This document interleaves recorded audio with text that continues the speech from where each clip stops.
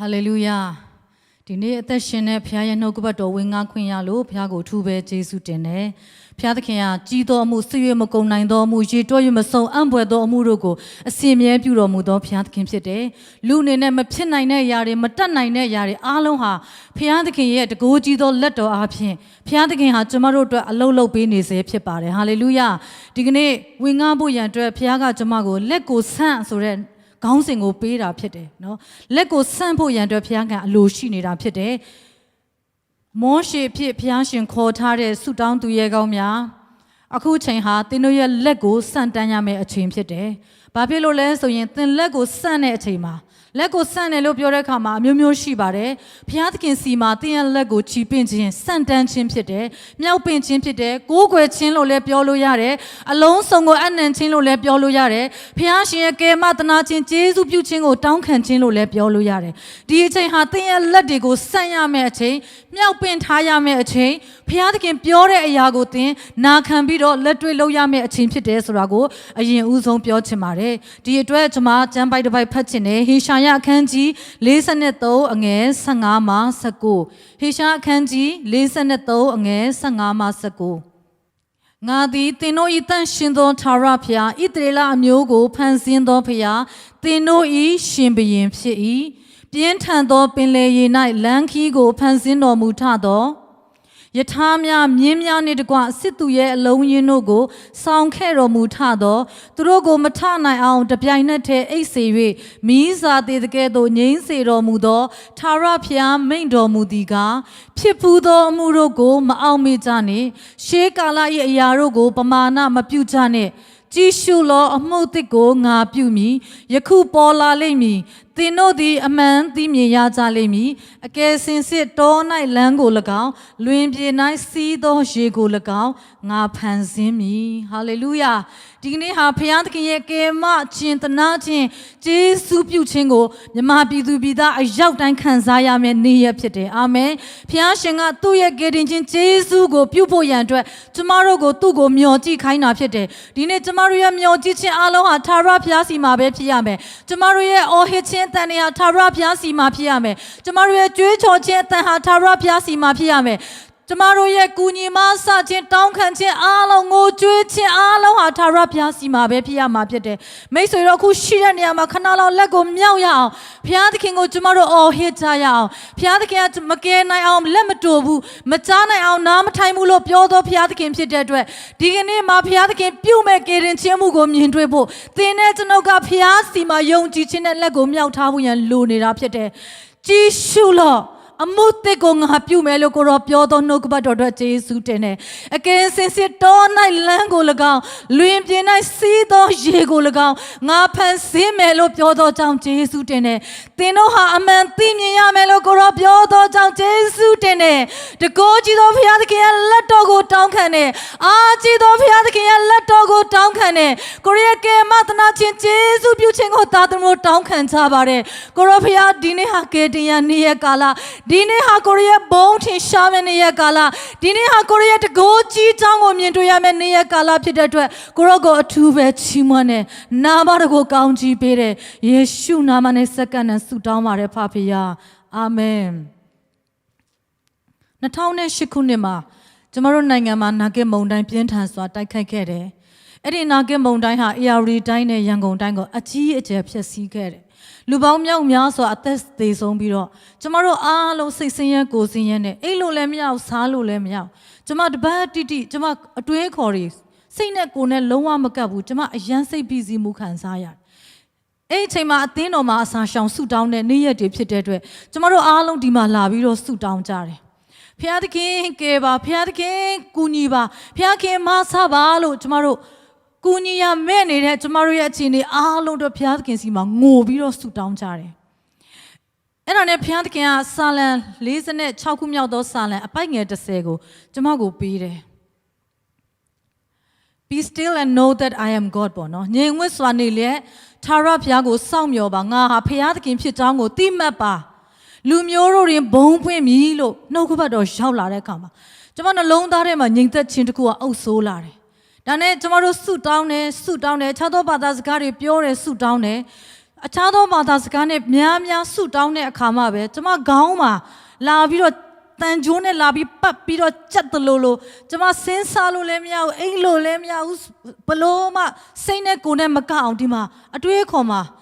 စာရန်ကကျမတို့ကိုနှဆိုးကပေါ့နော်ကျမတို့ကိုဘလို့မှနေလို့ထိုင်လို့မရအောင်ကြက်တဲဆိုဒီမှာလှုပ်ချီထားတဲ့ကြိုးကတဖြည်းဖြည်းယော့လာတယ်ဆိုတာကျမသိတာဆိုတာခံစားခဲ့ရတယ်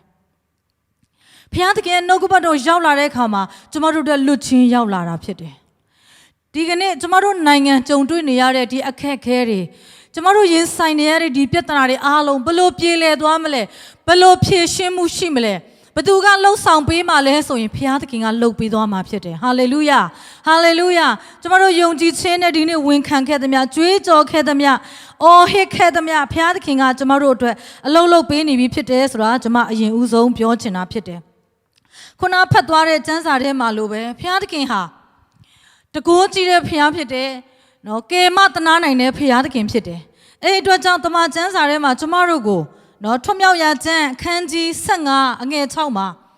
နော်ထွတ်မြောက်ကျမ်းအခန်းကြီး15အငယ်6မှာအိုထာရဖျားလက်ရလက်တော်သည်တကိုးအားဖြင့်ဘုံကြီးတော်မူ၏အိုထာရဖျားလက်ရလက်တော်သည်ရန်သူတို့ကိုချိုးဖဲ့ဖျက်ဆီးတော်မူ၏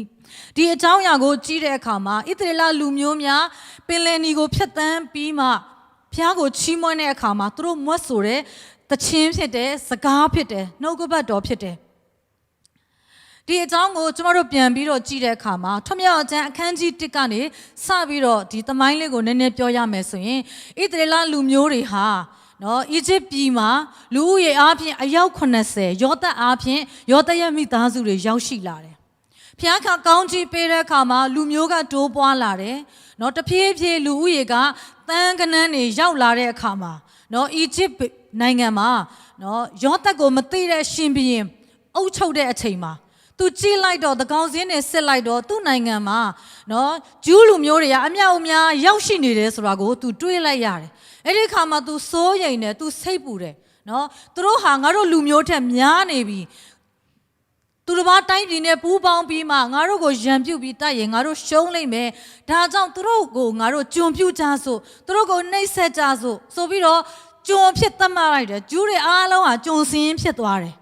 ပင်ပန်းစွာနဲ့နော်သူတို့ကိုနှိပ်စက်တယ်အဆောက်အုံဆောက်လုပ်တဲ့နေရာမှာသုံးတယ်အုပ်ဖုတ်တဲ့နေရာမှာသုံးတယ်အယမ်းကိုညှင်းဆဲပြီးမှပင်ပန်းစွာခိုင်းစေကြတယ်သူတို့အယမ်းပင်ပန်းသွားရင်သူတို့စောစောတည်သွားမယ်သူတို့အယမ်းပင်ပန်းသွားရင်သူတို့ငါတို့ကိုဘာမှ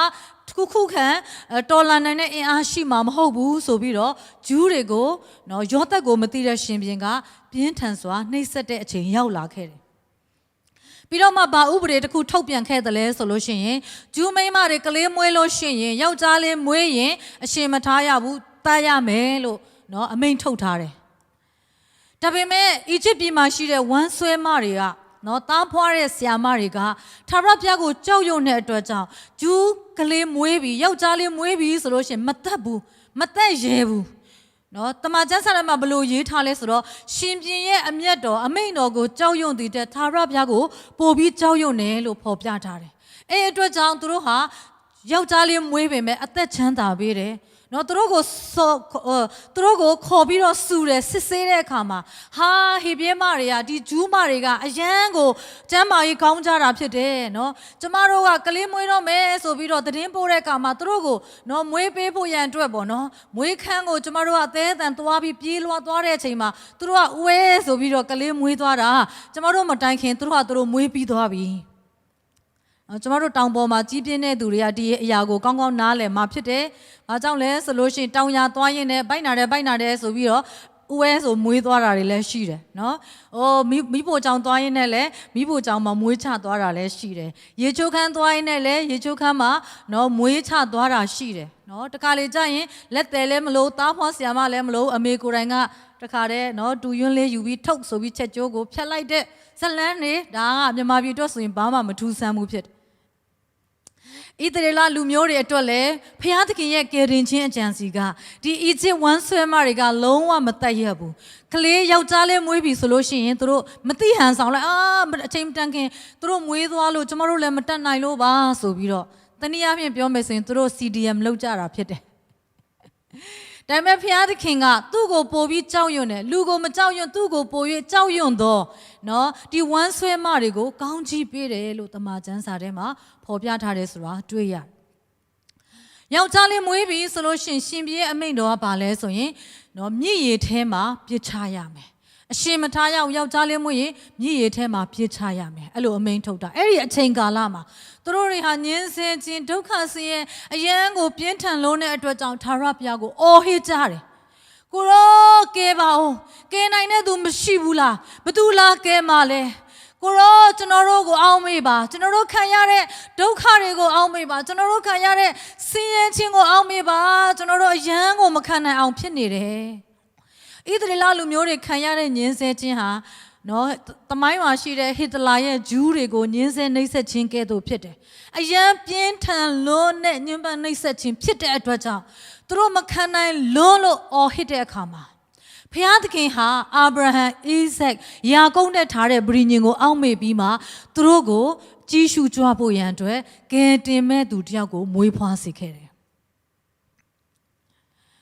တမန်ကျမ်းစာရပြောမယ်ဆိုရင် such a time as this ဒီလိုအချိန်တိုင်းမျိုးမှာကယ်တင်မဲ့သူတယောက်ကိုဘုရားရှင်ကမွေးဖွားစေလိုက်တယ်ကျွန်မအထူးပဲယုံကြည်တဲ့ဒီနေ့ချစ်တော်ညီကိုမောင်နှမတို့သင်ရဲ့အော်ဟစ်တန်သင်ရဲ့ငိုကြွေးတန်သင်ရဲ့ချီးမွမ်းတန်သင်ရဲ့ဆုတောင်းတန်တွေထဲမှာဘုရားသခင်ဟာကယ်တင်မဲ့သူတစ်စုံတစ်ယောက်ကိုမွေးဖွားစေတော့မှာဖြစ်တယ်အာမင်ဟာလေလုယာဘုရားသခင်ရွေးချယ်တဲ့သူဟာပေါ်လာတော့မှာဖြစ်တယ်အဲ့ဒီအချိန်မှာမောရှေကိုဘုရားရှင်ခွဲခန့်လိုက်တယ်မောရှေမွေးလာတယ်မောရှေမွေးလာတဲ့အချိန်မှာဘာဖြစ်လဲဆိုလို့ရှိရင်ယောက်ျားလေးမွေးတဲ့အတွက်မြစ်ရည်ထဲမှာမျောပြီးတော့တိုက်ရမယ်ဆိုတာမိဘတွေကသိတယ်သူတို့ကဒါဟာဖခင်ရဲ့အကြံစီထဲမှာဒီလိုအချိန်မှယောက်ျားလေးရတယ်ဆိုတော့ဒါဖခင်ရဲ့အကြံစီထဲမှာရှိတဲ့ကလေးပဲငါတို့ကဘလို့မြစ်ရည်ထဲမျောရမလဲမမျောနိုင်ဘူးဆိုပြီးတော့သူတို့ဟာအိမ်ထဲမှာ3လပတ်လုံးကလေးကိုအတန်မထွက်အောင်ငိုတန်တွေမကြားအောင်ကလေးမွေးတယ်ဆိုတာမသိအောင်လုံခြုံစွာထိမ့်သိမ်းထားတယ်ဒါပေမဲ့3လနေတဲ့ခါကျတော့ထိမ့်သိမ်းဖို့အတွက်အခြေအနေကမပေးတော့ဘူးကလေးရဲ့အော်ဒန်တွေဖြစ်လာမယ်ပဝင်းကျန်လည်းတိလာမယ်အခါမှာသူတို့ဟာနော်ဒီမောရှေရဲ့အမမီရီယန်နဲ့သူ့ရဲ့မိခင်ဟာကမာကိုင်းနဲ့ရက်တဲ့နော်ပခက်ကလေးကိုလှုပ်တောင်းကလေးကိုလှုပ်ပြီးမှသူမောရှေကိုနိုင်မြစ်ထဲမှာဒီကျူပင်တွေနားမှာသွားပြီးတော့မျောလိုက်တယ်ဖျားသခင်ရဲ့အလိုတော်ရှိတဲ့အခါမှာနော်ဖာရောဘုရင်ရဲ့သမီးတော်ဟာနိုင်မြစ်ထဲမှာရေစင်းချိုးတဲ့အချိန်ဖြစ်နေတယ်နော်ကလေးငိုတန်ကြားတယ်နော်တောင်းလေးထဲမှာကလေးငိုတန်ကြားတဲ့အခါမှာဟေးကလေးငိုတန်ကြားတယ်သွားကြည့်ကြပါဦးငါစီကိုယူလာခဲ့ဘာလဲငါသိရအောင်ဆိုယူလာတဲ့အခါမှာနော်သူ့ကိုကြည့်လိုက်တဲ့တာဟာဟေပြဲကလေးနော်ဂျူးယောက်ျားကလေးဖြစ်တယ်ဆိုတာကိုသူသိတဲ့အခါမှာဖျားသခင်ကသူ့အားဖြင့်ကယ်နှုတ်ခြင်းအမှုကိုပြုစေလိုတဲ့အတွက်ကြောင့်ခေါ်ယူပြီးမွေးစားစေတယ်ခေါ်ယူပြီးမွေးစားလိုက်ပြီးမှနော်ဖာရောမင်းသမီးကငါရဲ့သားဖြစ်တယ်လို့တရားဝင်သတ်မှတ်လိုက်တဲ့အခါမှာဖာရောနန်းတော်တစ်ခုလုံးကမောရှေဟာဘုရင်မင်းသမီးရဲ့သားတော်ဖြစ်မောရှေကိုနှစ်ပေါင်း40နန်းတော်မှာကြီးပြင်းလာစေခဲ့တယ်ကလေးအထင်းကိုလည်းဖခင်ကနော်မောရှေရဲ့မိခင်ကိုပဲနှုတ်တိုက်မိခင်အဖြစ်နဲ့ဖခင်ကချိတ်ဆက်ပေးလိုက်တယ်မောရှေငငယ်တည်းကသူဟာဂျူးလူမျိုးဖြစ်တယ်ဖျားရှင်ကမိလူမျိုးတော်ကိုကယ်တင်ဖို့ရန်အတွက်သူ့ကိုမွေးဖွားစေတဲ့အကြံစီရှိတယ်ဆိုတာကို तू ကကောင်းကောင်းနားလည်တာဖြစ်တယ်အဲ့အတွက်ကြောင့်နော် तू ဟာမိရဲ့လူမျိုးနော်မိရဲ့လူမျိုးတော်စုကိုကျွန်ပြုချင်းခံရတဲ့လူမျိုးတော်စုကိုဖာရောမင်းရဲ့လက်ကနေရွေးနှုတ်ကယ်တင်ရမယ်ဆိုတဲ့စိတ်နဲ့ तूမင်းသားအတက်တွေကိုသူတက်မြောက်တယ်လက်ယုံရည်နှလုံးရည်အကုန်လုံးသူဟာထူးချွန်တဲ့မင်းသားဖြစ်နေဖာရောရဲ့နန်းတော်မှာကြီးပြင်းလာခဲ့တယ်ဒါပေမဲ့နော်အချိန်မရောက်သေးခင်မှာတရက်မှာသူ့လူမျိုးတော်တွေကျွန်းပြုတ်ပြီးအလုံးလုံးနေတဲ့အလုပ်ငန်းခွင်ထဲမှာသွားပြီးကြီးမိတဲ့အခါမှာနော်ကြာပွနဲ့ရိုက်တယ်နှိပ်စက်တယ်အမျိုးမျိုးဆဲရေးတိုင်းထွာနေတာမြင်တဲ့အခါမခံစားနိုင်လို့အဲ့စစ်သားကိုသူ့လက်နဲ့တပ်ပစ်လိုက်တယ်နော်အဲ့ဒီခါမှာသေသွားတဲ့အခါမှာချက်ချင်းပဲနန်းတော်ထိဒီသတင်းစကားရောက်ပြီးမှသူဟာဖာရောမင်းကသူ့ကိုတတ်ဖို့ရန်အတွက်အကြောင်းရှာပြီးဆိုသိတဲ့အခါမှာသူဟာကြောက်ပြီးမှမိဒရန်ပြည်ကိုထွက်ပြေးခဲ့တယ်မိဒရန်ပြည်ရောက်တဲ့အခါမှာယေဘရဟိရဲ့သမီးနဲ့အိမ်ထောင်ကြပြီးမှသူဟာနောက်ထပ်အနှစ်40 တောထဲမှာနော်သူ့ရဲ့အိမ်မက်တွေသူ့ရဲ့ယူပါယုံတွေနော်သူ့ရဲ့အနာဂတ်တွေဟာနော်ဘာမှမရှိတော့တကယ်တော့မမြင်ရတော့တကယ်တော့နော်မျက်စိတစ်စုံမြင်ရင်နော်သဲတွေပဲမြင်မယ်မျက်စိတစ်စုံမြင်ရင်ဘာပင်မှမရှိလွင်တီးခေါင်ပြင်ကိုပဲသူတွေ့နေရတယ်ရောက်ခမရဲ့သိုးစိတ်တွေကိုထိန်းချောင်းရင်းနဲ့အနှစ်40လုံးလုံးတောထဲမှာအချိန်ကုန်လာတဲ့အခါမှာနော်သူတင်ယူတက်မြောက်ခဲ့တဲ့နော်ဒီဖာရောနန်းတော်ရဲ့မင်းသားတွေတက်အပ်တဲ့နော်အတက်အားလုံးသူမေ့သွားပြီနောက်ဆုံး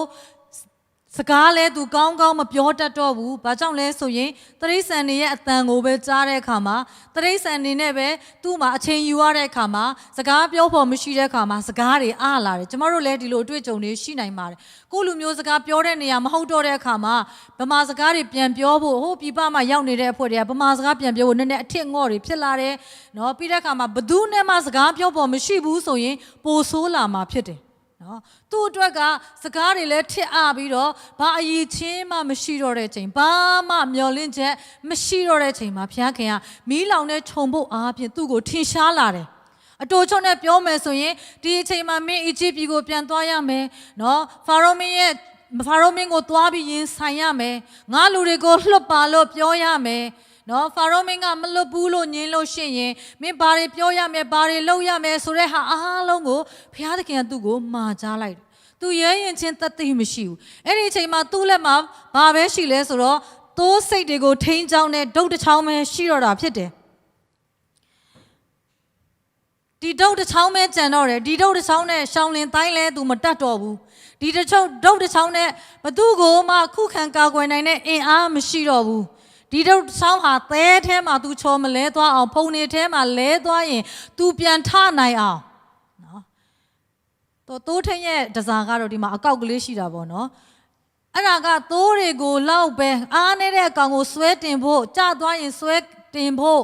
နော်ဒီတုတ်ကလေးနဲ့ပဲသလိုပဲ့ကင်ဖို့ထိန်းချောင်းဖို့ဒီတုတ်တစ်ချောင်းဟာဘာမှမဟုတ်တော့တဲ့နော်အရာဖြစ်သူ့အတွက်ဖြစ်နေပြီဒါပေမဲ့ဘုရားသခင်ကသူ့ကိုဘာပြောလဲဆိုတော့နော်မင်းရဲ့လက်ထဲမှာဘာရှိသလဲသင်ရဲ့လက်ထဲမှာဘာရှိသလဲနော်ကိုရောလှန်တန်ရှိတယ်တောင်ဝေးရှိတယ်ပေါ့အဲ့ဒါကိုချလိုက်အဲ့ဒါနဲ့နမိတ်လက္ခဏာတွေဖြစ်လာတယ်နော်ဘုရားသခင်ကငါအတူရှိမယ်ဆိုတဲ့နှုတ်ကပတ်တော်တွေပေးလာတယ်ဒီတောင်ဝေးကိုချလိုက်တဲ့အခါမှာမွေဖြစ်လာတယ်အမိကနေပြန်ကင်တဲ့အခါမှာပြန်ပြီးတော့တောင်ဝေးဖြစ်လာတယ်နောက်တစ်ခါသူ့ရဲ့လက်ကိုနော်ရင်ဘတ်ထဲမှာအဝတ်ထဲမှာထည့်ခိုင်းတဲ့အခါမှာနူသွားတယ်ပြန်ကြည့်လိုက်ဟာနူတယ်ပြန်ထည့်တယ်လက်တွေပြန်ကောင်းသွားတယ်ဘုရားခင်ဘာပြောလဲငါအဲ့လိုနမိတ်လက္ခဏာလှုပ်ပေးမယ်လှုပ်ပေးနိုင်တယ်မင်းကတော့ငါစကားကိုနာခံပြီးတော့ဖာရောမင်းကိုပဲသွားတွေးပါလို့ပြောလာတယ်စကားမတတ်တော့ဘူးလက်ထဲမှာဘာမှမရှိတော့ဘူးအတတ်ပညာတွေအားလုံးမသိတော့ဘူးနော်သူ့ကိုတတ်ဖို့ရန်အတွက်ရှာခဲ့တဲ့ဝရမ်းထုတ်ခဲ့တဲ့တိုင်းပြည်ကိုအဲ့ဒီရှင်ဘုရင်ကိုသူပြန်ရင်ဆိုင်ဖို့ရန်အတွက်သာရဖျားမပါဘဲနဲ့မောရှေဟာဘလို့မှမဖြစ်နိုင်တော့ဘူးဆိုတာကိုဒီနေရာမှာနားလည်ရတယ်အဲ့ဒီခါမှာသူပြန်သွားတယ်သူဘာစကားတော့ပြောလဲဖျားပြောတယ်ငါရဲ့လူတွေကိုလွတ်ပါလို့စကားပြောလာတယ်အဲ့ဒီခါမှာဖာရောမင်းအနေနဲ့မင်းကလာပြီးတော့ငါရဲ့လူတွေကိုလွတ်ပါလို့ပြောရအောင်မင်းကဘာကောင်းလဲဟာဘာအရေးချင်းနဲ့လာပြောနေတာလဲမင်းကဘသူမို့လို့ငါ့ကိုလာပြီးတော့အမိတ်နေလာပေးနေရတာလေငါဘာကြောင့်မင်းစကားကိုနားထောင်ရမှာလဲလို့ဖာရောမင်းကဒီအချိန်မှာလုံးဝအတိတ်ပဲမရှိဘူးယုတ်တိမရှိဘူးလို့သူခံစားတာဖြစ်တယ်နော်မင်းအရင်တုန်းကတော့နင်ကဖာရောမင်းနန်းတော်တွေကနေကြီးလာတဲ့နော်မင်းသားတစ်ပါးဖြစ်ခဲ့တယ်ဟုတ်ပြီအဲ့တုန်းကတောင်မှမင်းကိုမင်းမကယ်နိုင်တာအခုလာပြီးတော့မင်းလူမျိုးတွေကိုကယ်ချင်တယ်ဟုတ်လားမင်းဘာကောင်းလဲဘာလာပြောနေရလဲလို့မောရှေကိုအယမ်းအထင်မြင်သေးနေတာဖြစ်တယ်နော်အမှန်တော့ဒီအီဂျစ်ပြည်ဟာဆိုလို့ရှိရင်ဂျူးလူမျိုးဖြစ်တဲ့ယောသတ်အားဖြင့်နော်ကဘာမှာအင်အားကြီးပြီးမှလုံးဝကဘာလုံးငတ်မို့ခေါင်းပါဆင်းရဲအစာအာဟာရတွေပြက်လက်တဲ့အချိန်မှာ ယောသက်ကိုဖျားသခင်အသုံးပြုပြီးတော့တကဘာလုံးကိုအစာကျွေးမွေးခဲ့တဲ့တိုင်းပြည်ကြီးဖြစ်တယ်။ကဘာမှာဩဇာအကြီးမားဆုံးတိုင်းနိုင်ငံကြီးဖြစ်ရပ်တည်ခဲ့တယ်။သူတို့ရဲ့စီးပညာတက်အင်မတန်ထွန်းကားတယ်။သူတို့ရှင်ပြည်နေသေဆုံးသွားရင်အလောင်းတွေကိုမပုတ်မတိုးအောင်မှန်းပြီးရုပ်အလောင်းနဲ့ဆေးစိမ်နဲ့အတတ်ပညာအမွေးအကြိုင်နော်လုံးဝဘိတုကအတတ်ပညာမှကဘာထိတ်တန်းတိုင်းနိုင်ငံဖြစ်ရောက်ရှိနေတဲ့အချိန်ဖြစ်တယ်။ယောသန်အားဖြင့်လည်းဘုရားသခင်ကအီဂျစ်ပြည်ကိုအရန်ကောင်းကြီးပေးပြီးမှနော်အီဂျစ်ပြည်ဟာကမ္ဘာအင်အားအကြီးဆုံးစူပါပါဝါအရှိဆုံးနော်နိုင်ငံကြီးဖြစ်ဘုရားခင်ကယက်တည်စေခဲ့တာဖြစ်တယ်နော်ဒါပေမဲ့ဘုရားသခင်ကဘာကြောင့်အီဂျစ်ပြည်ကိုကောင်းကြီးပေးခဲ့သလဲဆိုရင်တမန်ကျမ်းစာထဲမှာတစ်ခုကြည့်ရအောင်ထွမြောက်ရာကျမ်းအခန်းကြီး9အငယ်15နဲ့16မှာငါလက်ကိုဆန့်၍သင်နဲ့သင်ဤလူတို့ကိုကာလနာဖြင့်တန်ခတ်မည်သင်ကိုလည်းမြေကြီးပေါ်ကသုတ်သင်ပယ်ရှင်းမည်အကယ်စင်စစ်ငါတကိုးကိုသင်၌ပြခြင်းက၎င်းငါနာမကိုမြေကြီးတစ်ပြင်လုံးတွင်ကြော်စောစေခြင်းက၎င်းသင်ကိုငါချီးမြှောက်ခဲ့ပြီဘုရားသခင်ကအီဂျစ်ပြည်ကိုကောင်းကြီးပေးတာအီဂျစ်ပြည်ကိုချီးမြှောက်ခဲ့တာဘာအတွက်လဲဆိုလို့ရှိရင်ဘုရားသခင်ဘုန်းကြီးကြောင့်ဘုရားသခင်ရဲ့တကိုးကြီးကြောင့်ဘုရားရဲ့လက်တော်ကိုအီဂျစ်ပြည်အားဖြင့်တကမ္ဘာလုံးကသိမြင်ဖို့ရန်အတွက်ဘုရားခင်ကချီးမြှောက်ခဲ့တာဖြစ်တယ်ကျမတို့ကြည့်တဲ့အခါမှာအီဂျစ်ပြည်မှာရှိတဲ့နိုင်မြစ်ဝမ်းဟာအင်မတန်မှနော်စိုက်ပျိုးမြေအတွက်အရန်မြေဩဇာကောင်းတဲ့မြေဖြစ်တယ်နော်တဘာဝအရင်းမြစ်တွေကျွယ်ဝတဲ့နိုင်ငံဖြစ်တယ်နော်စိုက်ပျိုးရေးအရန်ထွန်းကားတယ်နော်ပြီးတဲ့အခါမှာနော်သူတို့ဟာတကယ်ပဲရေလုံငန်းနေပေါ့နော်အသက်မွေးမယ်ဆိုလို့ရှိရင်လည်းအရန်ကိုနော်ထွန်းကားတဲ့ဘာလို့လဲဆိုတော့နိုင်မြစ်ရှည်ကြီးကသူတို့ပြည်မှာဖြတ်တန်းစီးဆင်းခဲ့တာဖြစ်တယ်ပြီးတော့ဖာရောဘုရင်ကိုယ်တိုင်ကနော်တမန်ကျမ်းစာတခြားနေရာတွေမှာကြည့်တဲ့အခါမှာသူ့ကိုယ်သူဖျားလို့သူယုံကြည်တာဖြစ်တယ်။ဘာဖြစ်လို့လဲဆိုလို့ရှိရင်အဲ့ဒီခေတ်ကသင်္ဘောနဲ့နော်လှေနဲ့ဒီလိုမျိုးခရီးသွားလာတဲ့ပေါ့နော်ခေတ်ဖြစ်တဲ့အခါမှာကုံသွယ်မှုအားလုံးဟာစိတ်ကန်းတွေမှာရက်နားတယ်ဆိုလို့ရှိရင်သူ့ရဲ့နိုင်ငံထဲမှာအမြဲတမ်းအဲ့လိုရက်နားရတာဖြစ်တယ်သူတို့ဒီစီးစိမ်အားဖြင့်တော်၎င်းနော်တကူအာနာအားဖြင့်တော်၎င်းစေပညာအားဖြင့်တော်၎င်းအစာရေစာကိုလည်းကျွေးမွေးထောက်ပံ့နိုင်တဲ့နော်အနေအထားမှာရှိတဲ့အတွက်ဘဝင်မြင့်မယ်ဆိုလဲမြင့်လောက်ပါပြီတယ်မာနကြီးမယ်ဆိုလဲကြီးလို့ရပါပြီတယ်ဒါပေမဲ့နော်ကျမတို့ရဲ့မာနဟာဘုရားသခင်ကိုထိခိုက်လာပြီဆိုရင်ဘုရားသခင်ဒီတိုင်းတော့လုံးဝကြည့်မနေနိုင်ဘူးဆိုတာကိုနားလည်ရပါသင်ကိုငါကောင်းချီးပေးခဲ့တယ်သင်ကိုငါချီးမြှောက်ခဲ့တယ်တဲ့ဖာရောမင်းကရန်ဂုံမောက်ပြီးတော့ဝါကြွားပြီးမှသူ့ကိုယ်သူဖျားလို့သူခံယူတဲ့နေ့ရက်ရောက်လာတဲ့အတွက်ကြောင့်ဘသူမှပြောတာကို तू နားလက်မခံနိုင်တော့ဘူးဘသူကမှ तू နော်စကားနားထောင်ဖို့ဆိုတော့လုံးဝမဖြစ်နိုင်တော့ဒီမှာသင်ငါဖျားကပြောတယ်လို့မောရှေကမေးတယ်မင်းဖျားဆိုတာဘသူလဲတဲ့နော်ဒါနဲ့ဖျားသခင်မောရှေကိုဗာပြောခိုင်းလဲငါဖြစ်သည့်အတိုင်းငါလို့ပြောတဲ့ဖျားတဲ့ငါဆိုတဲ့ဖျားကငါ့ကိုလာခိုင်းတာလို့ပြောလိုက်တဲ့အခါမှာအဲ့ဖျားကိုငါမသိဘူးပေါ့နော်အခြေအနေကဖာရောဘုရင်ကိုယ်တိုင်ကသူ့ကိုယ်သူဖျားလို့ခံယူတယ်သူ့ရဲ့နော်သားတွေသူ့ရဲ့သားတော်ဟာလည်းသူတို့ကမသေးနိုင်ဘူးလို့ကိုခံယူတယ်။ဘာဖြစ်လို့လဲဆိုတော့သူတို့ဟာဖျားအမျိုးအနွယ်တွေဖြစ်တဲ့အတွက်သေပြီးရင်တောင်မှသူတို့ဟာပြန်ပြီးတော့အသက်ပြန်ရှင်တဲ့နေ့ပြန်ထမြောက်တဲ့နေ့ဆိုတာရှိမှဖြစ်တဲ့အတွက်သူတို့သေသွားရင်နော်ဆေးစိမ်ပြီးမှနော်သူတို့ကိုကျွံများစွာနဲ့ပြီးတဲ့အခါမှာသူတို့ရဲ့စည်းစိမ်ဥစ္စာတွေနဲ့ပေါ့နော်ရွှေငွေယတနာသူတို့ရဲ့အတွင်းပစ္စည်းတွေနဲ့ပေါ့နော်များစွာကျိုးရင်းနဲ့တကွာသူတို့ကိုတကယ်ပဲအဲ့လိုတကြိုမြုပ်နှံလိုက်တာဖြစ်တယ်နော်မမ်မီရုပ်လောင်းတဲ့အခုချိန်မှာအီဂျစ်သွားလို့ရှိရင်နော်ပြတိုက်မှာလိလာရေးအနေနဲ့ကြည့်လို့ရတယ်မိတ်ဆွေစိတ်ဝင်စားရင် Google မှာလည်း search လို့ရတာဖြစ်တယ်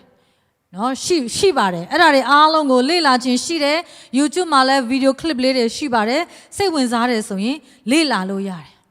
ဒါပေမဲ့အဲ့အချိန်မှာဘုရားသခင်ကဘာပြောလဲဆိုတော့အကယ်စင်စစ်ငါတကိုးကိုသင်၌ပြခြင်းကငါနာမကိုမြေတင်မြေလုံးတွင်ကြော်စောစေခြင်းကသင်ကိုငါချီးမြှောက်ခဲ့ပြီဒါနဲ့နမိတ်လက္ခဏာစဖြစ်လာတယ်နော်မောရှေ ဒုတ်ကိုလွှတ်ချတယ်မွေဖြစ်တယ်ဖာရောရဲ့နန်းတော်တွေကနော်ဗာလဲဒီနတ်ဝိဇ္ဇာအတက်ကိုတက်ကျွမ်းတဲ့နော်ဆရာတွေကလည်းသူတို့လက်ထဲကဒုတ်ကောက်ကိုပြစ်ချတယ်မွေဖြစ်တယ်ဒါပေမဲ့မောရှေလက်ထဲကနော်ပြစ်ချလိုက်တဲ့မွေဟာအဲဒီနော်နတ်ဝိဇ္ဇာအတက်ကိုလှုပ်ဆောင်တတ်သောဆရာများရဲ့မွေအားလုံးကိုမျိုးလိုက်တယ်သူတို့ဒုတ်ပြောက်သွားတယ်မောရှေရဲ့လက်ထဲမှာအဲ့ဒီသူ့မွေကိုသူပြန်ကင်လိုက်တဲ့အခါမှာမွေကဘာပြန်ဖြစ်လဲဒုတ်ပြန်ဖြစ်သွားတယ်အဲ့ဒီဒုတ်နဲ့သူဘာလုပ်လဲနိုင်မြစ်ကိုသူနိုင်မြစ်ပေါ်မှာဆန်တန်းလိုက်တယ်နော်အဲ့ဒီခါမှာနိုင်မြစ်ရေဟာဘာဖြစ်လဲသွေးဖြစ်သွားတယ်အဲ့ဒီဒုတ်တစ်ချောင်းနဲ့နမိတ်လက္ခဏာတစ်ခုပြီးတစ်ခုဖျားသခင်ကလှုပ်တယ်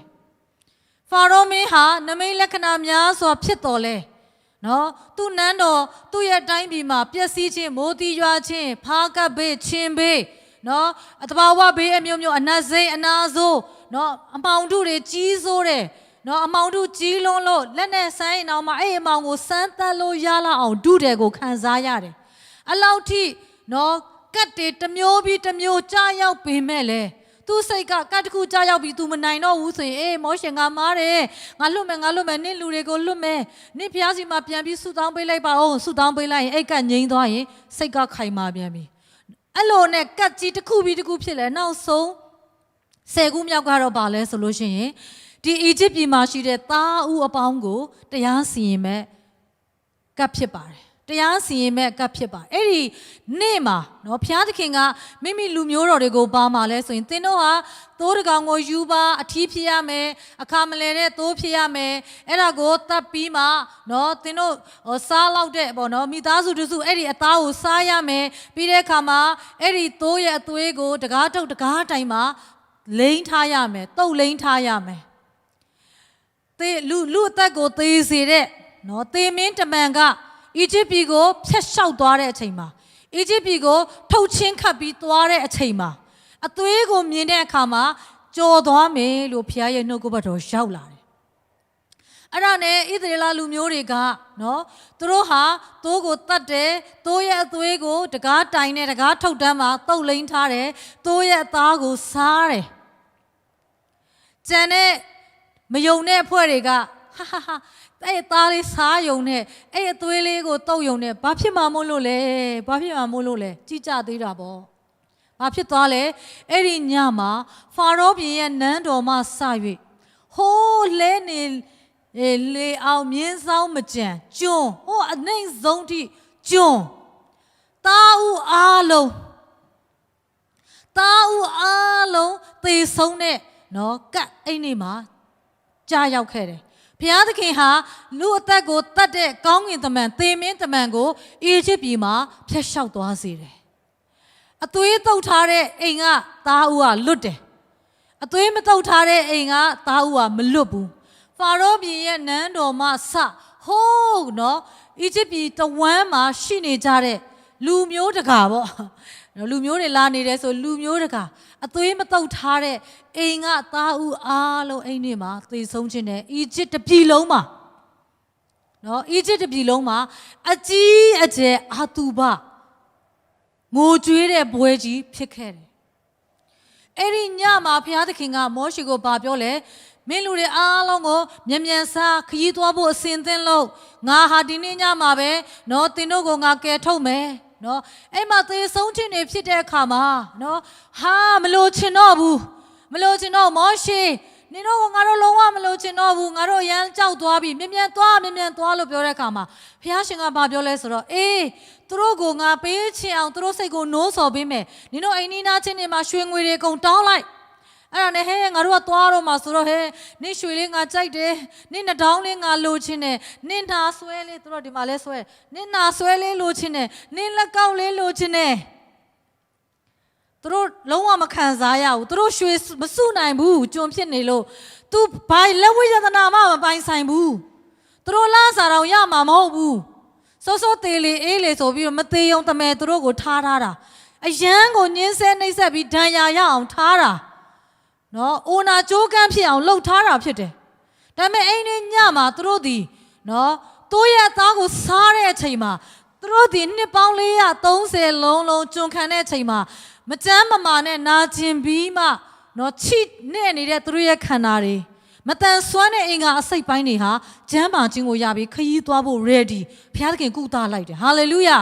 ဟာလေလုယာဖခင်ရဲ့ပါကြတဲ့နှုတ်ကပတ်တော်ဖခင်ယေရှုကိုပုံဆောင်တဲ့သိုးတငယ်ရဲ့အသားကိုစားလိုက်တဲ့အချိန်မှာသူတို့ကိုယ်ခန္ဓာတွေဟာနမိတ်လက္ခဏာတွေရရှိလာတယ်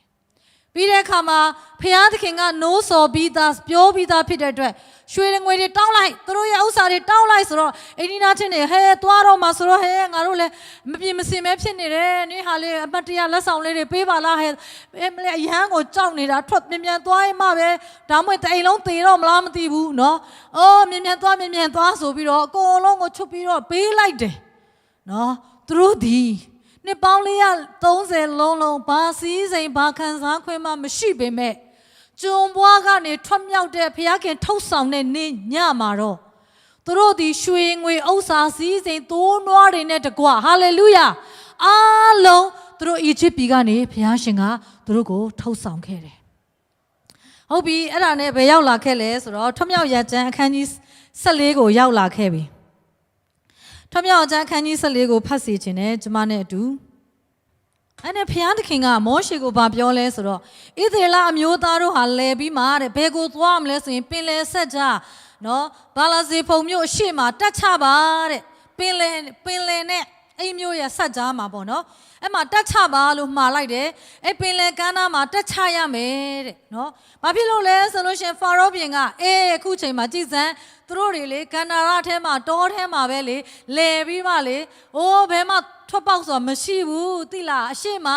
နော်ပင်လယ်ကြီးရှိနေတယ်သူတို့တွေလေကျင်းကျက်ရာရောက်ပြီးတောလန်းလေပိတ်ပြီးလို့သူတို့ပြောလိုက်မယ်တဲ့ဘုရားခင်ကြိုသိတယ်နော်မောရှေကိုမှာထားတာ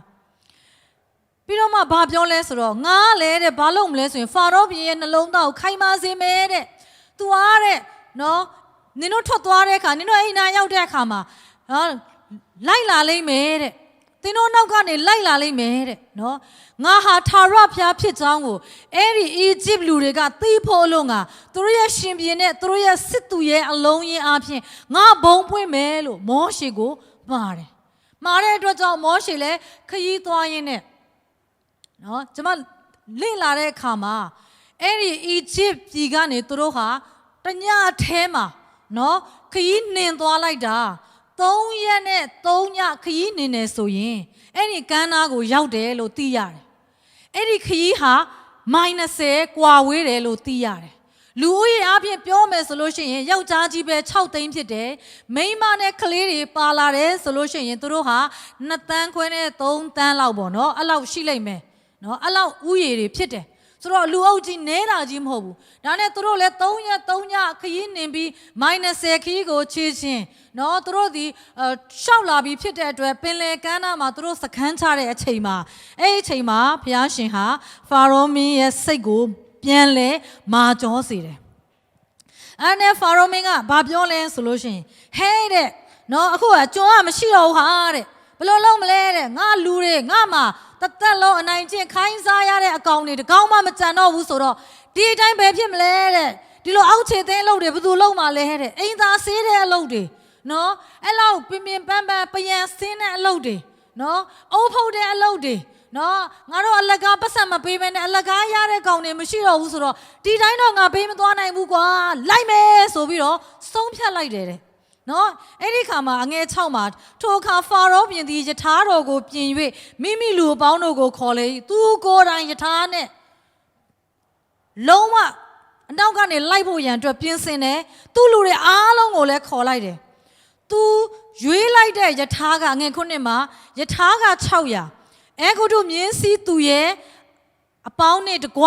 ဘုံမင်းအသီးသီးတို့ကိုခေါ်ယူလေ၏ကျမတန်ကိုနော်လေ့လာတဲ့အခါမှာ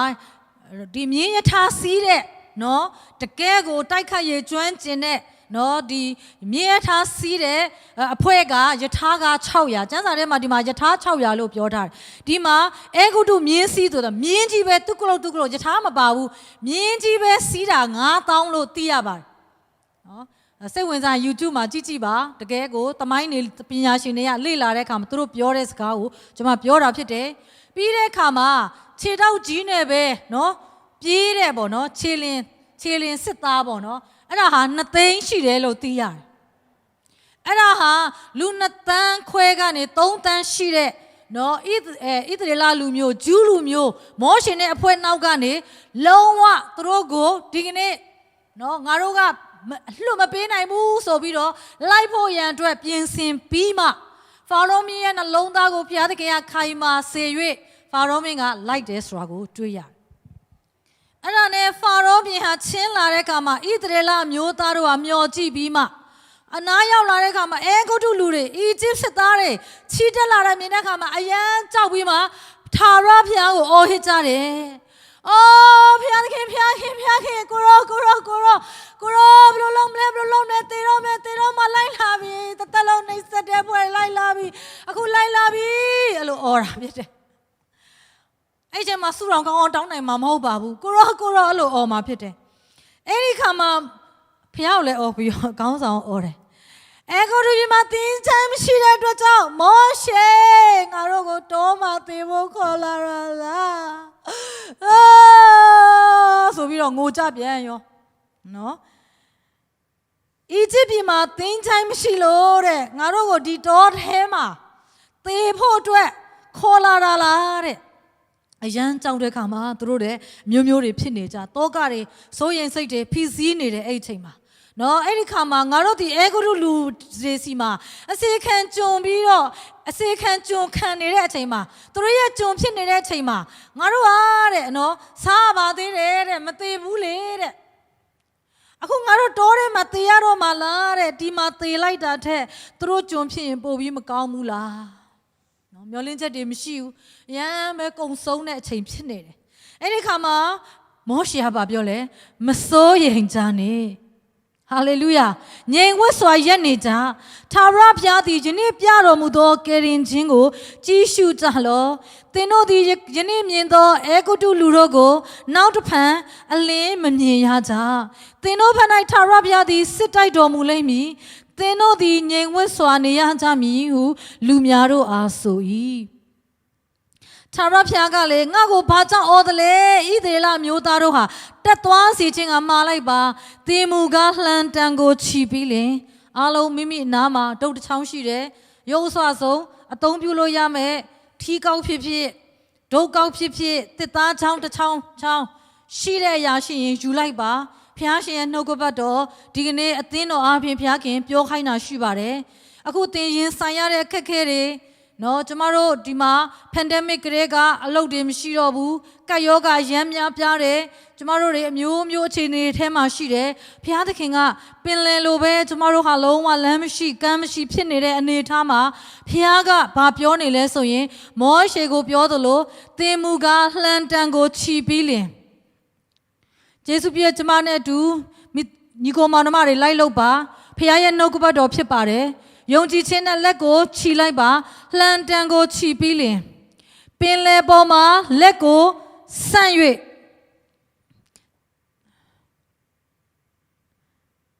ဘုရားကဘာပြောလဲပင်လယ်ရေခွဲပါတဲ့ပင်လယ်ရေကိုခွဲပါအာမင်လက်ကိုဆန့်ပြီးပင်လယ်ရေကိုခွဲပါအဲ့ဒီခွဲတဲ့အချိန်မှာဘာဖြစ်လာမလဲဆိုရင်ဣသရေလမျိုးသားတွေဟာပင်လယ်အလယ်၌မြေပေါ်မှာရှောက်သွားရမယ်ဟာအဲ့ဒီမြေပုံလေးကိုတစ်ချက်ကျွန်မပြချင်တယ်အဲ့ဒီမြေပုံဟာနော်အီဂျစ်ဘက်ကနေသွားလို့ရှိရင်နော်အီဂျစ်ဘက်ကနေသွားလို့ရှိရင်အမှအီဂျစ်ပြည်ကနေဂေါရှင်ရက်ကနေသူတို့ထွက်လာပြီးတော့ဂန္ဓာရတောလန်းထက်ကိုသူတို့ဖြတ်သွားပြီးမှအဲ့မှာနော်ဒီနေရာရောက်လာတယ်ပေါ့နော်အဲ့နေရာလေးကဘာလဲဆိုအကဘာကွေ့ဖြစ်တယ်အကဘာကွေ့လေးပေါ့နော်ဖြစ်တယ်အဲ့ဒါကို Gulf of Aqaba လို့ခေါ်တယ်အဲ့နေရာရောက်တဲ့အခါမှာဘုရားရှင်ကသူတို့ကိုပင်လယ်ကိုဖြတ်ခိုင်းတယ်ပင်လယ်ကိုဖြတ်ဖို့ရန်အတွက်ဘုရားရှင်ကဘာမှလဲဆိုတော့တဲ့မောရှေတဲ့နော်နင်ကတော့တဲ့လက်ကိုဆန့်တန်းပြီးမှလှန်တန်းကိုကင်ပြီးလင်ပင်လယ်ပေါ်မှာလက်ကိုဆန့်ပြီးမှပင်လယ်ရေကိုခွဲပါတဲ့အဲ့ပင်လယ်ဘလောက်နဲ့မယ်လို့ထင်တယ်လဲသူ့ရဲ့ပ ပင်လယ်ရဲ့အနက်ဟာဒါကပင်လယ်နီဖြစ်တယ်နော်ပင်လယ်နီရဲ့အနက်ဟာအရန်ကိုနက်တာဖြစ်တယ်ဒီအကွာဝေးကိုတိုင်းတာတဲ့အခါမှာ10မိုင်ခွဲရှိတယ်လို့သိရတယ်ဒီမှာအခုဣသရေလကိုခရီးသွားတဲ့အခါမှာနော်အဲ့မှာနူဝေဘာကမ်းခြေဆိုတာရှိပါတယ်နော်အဲ့ဘက်ကနေဟိုဘက်သူတို့ဖြတ်တန်းသွားတဲ့ဟာဆော်ဒီအာရေဗျကမ်းခြေကိုရောက်သွားတယ်လို့သိရပါတယ်အဲ့ဒီပင်လယ်ရဲ့အရှည်ဟာဘလောက်ကျယ်ဝန်းသလဲဆိုလို့ရှိရင်10မိုင်ခွဲရှိတယ်လို့သိရတယ်10မိုင်ခွဲရေကြီးပဲရေပြင်ကြီးပဲ10မိုင်ခွဲကျယ်ဝန်းတဲ့ရေပြင်ကျယ်ကြီးထဲမှာဖျားရှင်ကလမ်းကိုဖောက်ပေးဖို့ရန်အတွက်လူအနေနဲ့ဘလို့ဖြစ်မှာလဲလှေလည်းမဆောက်ခိုင်းဘူးသင်္ဘောမြန်လောက်လို့လည်းမပြောဘူးအဲ့မှာလည်းဘာတစ်မှမရှိဘူး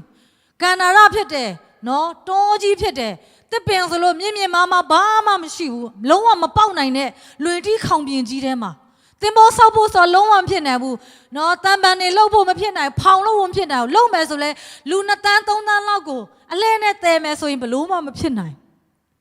ဘလုံးမထွတ်မြောက်ရလည်းမရှိဘူးကဲတင်ခြင်းမျော်လင့်ခြင်းလုံးဝမရှိတဲ့လမ်းခီးကြီးမှာ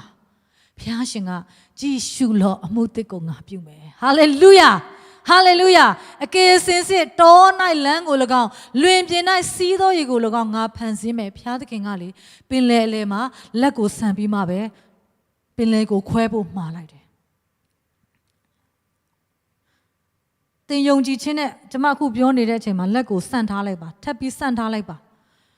ဖခင်ရှင်ပြုတဲ့နမိတ်လက္ခဏာသင်မိသားစုအတွက်မြင်တွေ့ရမှာဖြစ်တယ်သင်ရဲ့ကျမ်းမာခြင်းတွေအတွက်မြင်တွေ့ရမှာဖြစ်တယ်သင်ရဲ့ငွေကြေးခန္ဓာအတွက်မြင်တွေ့ရမှာဖြစ်တယ်သင်ရဲ့စီးပွားရေးတွေအတွက်ဖခင်သခင်ရဲ့ကယ်တင်ခြင်းလမ်းကြောင်းပေါ်လာမှာဖြစ်တယ်သင်ကိုကူညီမဆာမဲ့ဖခင်သခင်ကသင်အတွက်ဒီနေ့မှာအမှုအသစ်ကိုပြုမှာဖြစ်တယ်ဖခင်ရှင်ပြုတဲ့အမှုကိုမြင်တွေ့ဖို့ရန်အတွက်သင်ယုံကြည်ခြင်းနဲ့နော်သင်ကိုတားဆီးထားတဲ့ကာဆီးထားတဲ့ပင်လယ်နေကြီးပေါ်မှာဒီနေ့သင်ရဲ့လက်ကိုဆန့်တန်းပါမောရှေလက်ဆန့်တန်းလိုက်တဲ့အချိန်မှာအရှိလေလာတယ်တဲ့နော်အရှိလို့ပြောတဲ့အခါမှာ sorry Arabia ခုနပုံလေးထဲမှာတွေ့ရတယ် sorry Arabia ဘက်ကနေလေတိုက်လာတာဖြစ်တယ်နော်လေတိုက်လာပြီးမှအဲ့ဒီနူဝေဘာလို့ခေါ်တယ်သူတို့ရောက်နေတဲ့ဒီဘက်ကမ်းခြေဘက်ပေါ့နော်အဲ့ဒီဘက်ကိုနော်ရေဟာလုံးဝကွဲပြက်ပြီးမှအဲ့ဒီလေရဲ့ပြင်းထန်တဲ့အားကနော်လေကအရန်ပြင်းထန်တဲ့အခါမှာနော်ဥမာတနာရီပေါ့နော်မိုင်ဘလောက်နဲ့တိုက်မလဲအရန်ပြင်းထန်ပြီးမှပင်လယ်ရေကိုခွဲပြီးတဲ့အခါမှာဘာဖြစ်သွားလဲဆိုတော့ပင်လယ်ရေဟာနှစ်ချမ်းကွဲပြီးမှကြောက်ထရံကဲ့သို့ဖြစ်နေတယ်ဆိုတာကိုတွေ့ရအဲ့အချိန်မှာနော်အဲဂုတုလူတွေအနောက်မှာလိုက်နေပေမဲ့မောရှင်တဲ့အဖွဲ့ဟာလုံးဝနော်ဆင်းသွားတယ်6သွေးတဲ့ကုန်းမြေမှာနော်သူတို့ကိုဖျက်လျှောက်ခွင့်ပေးတယ်သူတို့ဟာနော်နေ့အချိန်မှာဆိုလို့ရှင်ဘုရားသခင်ကမိုးတိမ်တိုင်အားဖြင့်နော်အပူဒဏ်ကိုကာကွယ်ပေးတယ်ညအချိန်မှာမီးတိုင်အားဖြင့်ဘုရားခင်ကွယ်ကာပေးတယ်ဟာအနောက်ကလိုက်လာတဲ့ Egypt စစ်တပ်ကြီးကလည်းကြည့်တဲ့အခါမှာဟာဒီကောင်တွေဆင်းသွားပြီဟာရေကလေရေထဲမှာသူတို့ဝင်သွားပြီသူတို့တွေဝင်သွားပြီငါတို့လည်းလိုက်ကြဆိုဝင်ကြဆိုဖာရောမင်းနဲ့တကွာသူ့ရဲ့စစ်သည်ဘိုးဘာလို့ယထာစီမြင်းစီခြေလင်းအကုန်လုံးဝင်ချသွားတယ်နော်အော်ဆရာပါလဲဆိုလို့ရှိရင်သူတို့ဝင်သွားတဲ့နော်သူတို့ဝင်သွားတဲ့အချိန်မှာမိခါနီးနီးဆိုလို့ရှိရင်ဘုရားသခင်က